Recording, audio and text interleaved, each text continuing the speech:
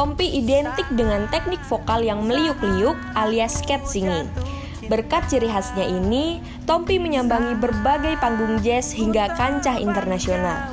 Mulai dari JGTC mungkin yang skupnya di kampus, terus gue pernah main juga di situ, terus gue pernah main juga di ITB Jazz Festival, UGM tuh ada nggak ya, gue lupa. Tapi gue pernah main di UGM tapi gue lupa. Economic Jazz, ya itu gue pernah. Terus ya beberapa yang paling menarik, jadi ada jazz gunung, jazz ngayok jazz, Java jazz dan lain-lain lah. Ya jazz itu gede-gede ya kebanyakan.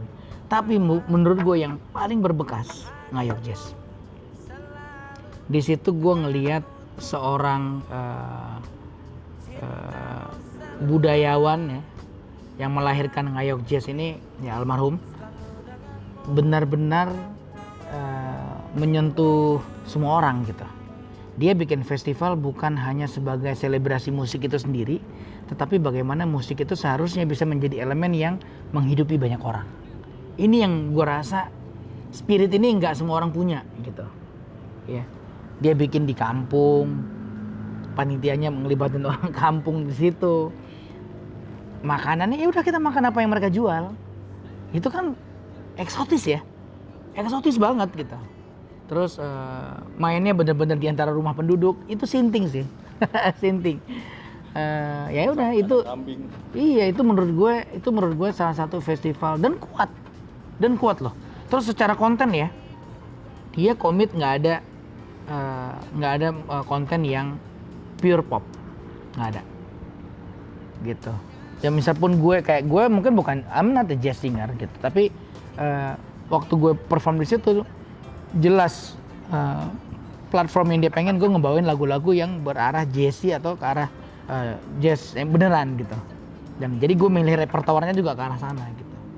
Dan gue lihat list performers yang lain, dia komit dari tahun ke tahun. Nggak pernah tertarik buat tiba-tiba menghadirkan penyanyi pop papan atas pada masa itu di sana sebagai crowd puller gitu.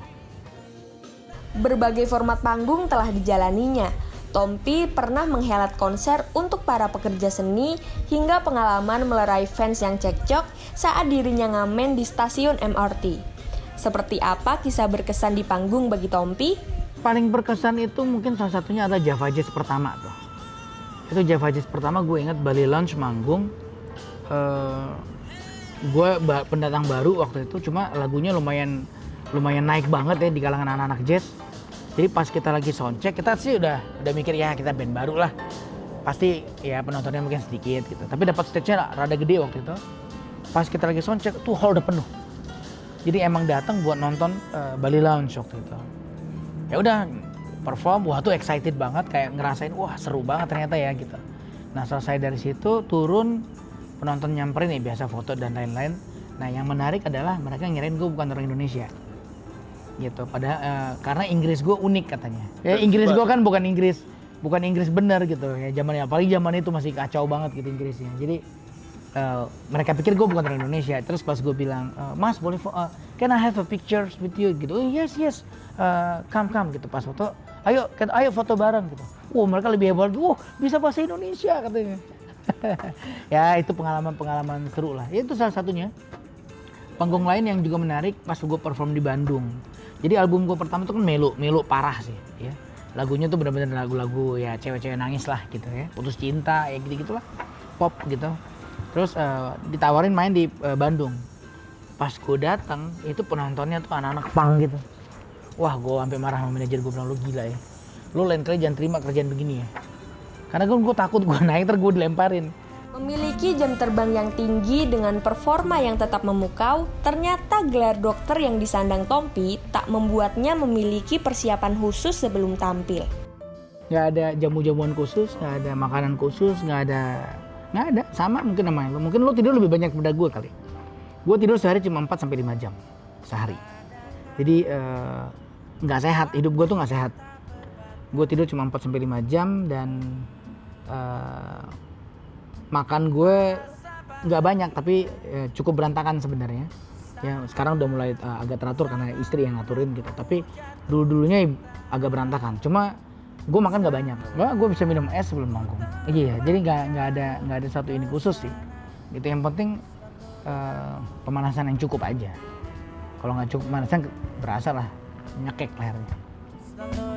Pernah mendapatkan julukan super vokalis sejak awal karirnya, hingga sejauh ini seperti apa cita-cita Tompi sebagai musisi? Gue sebenarnya ada hal-hal kecil yang konser kecil sebenarnya yang gue pengen, karena kalau konser besar gue nggak yakin gue punya banyak waktu. Ya. Kedepannya tuh ada beberapa konser kecil yang gue pengen garap, tapi emang konsepnya intimate banget. Kayak konsernya cuma di ruang tamu doang. Kalau lo pernah nonton konsernya Sting yang di rumah, di belakang rumahnya dia, ya konsepnya kayak gitu lah kira-kira. Gitu, itu yang gue maksud tadi. Sebuah environment yang lo bisa main buat diri lo sendiri. Kebetulan lo undang teman-teman dekat, undang fans-fans lo mungkin yang memang loyal dan dekat gitu ya. Inner circle lah. Datang, lo nonton tapi nggak usah berisik ya. Lo nonton aja. Gue pengen banget punya konser kayak gitu sih. Gitu yang dan very spontaneous. Sebenarnya gue nggak tahu pada merhatiin atau enggak, tapi pada kebanyakan performance yang udah gue lewatin unsur spontan itu tuh kuat banget gitu. Kita nggak pernah latihan form. Seumur gue bermusik, gue nggak pernah latihan form. Satu, karena gue nggak punya waktu. Yang kedua, gue nggak sanggup nginget juga, gue pelupa. Jadi yang gue latihan lalu lintasnya aja. Kira-kira songnya begini, refnya begini, kodanya begini. Udah, nanti apa yang terjadi kita biarin Tuhan kerja aja. Gitu. Jadi tergantung Tuhan ngarahinnya kemana aja ntar. Gitu. Ya kadang-kadang it works very well, kadang-kadang shit nih apaan nih gitu. Kadang-kadang ya, tapi ya buat gue itu ya dinikmatin aja. Gue lebih senang yang intimate sih. Gue lebih senang, jadi gini, konsep gue bermusik, gue tuh sebenarnya nggak terlalu senang bermain untuk sifatnya menghibur orang.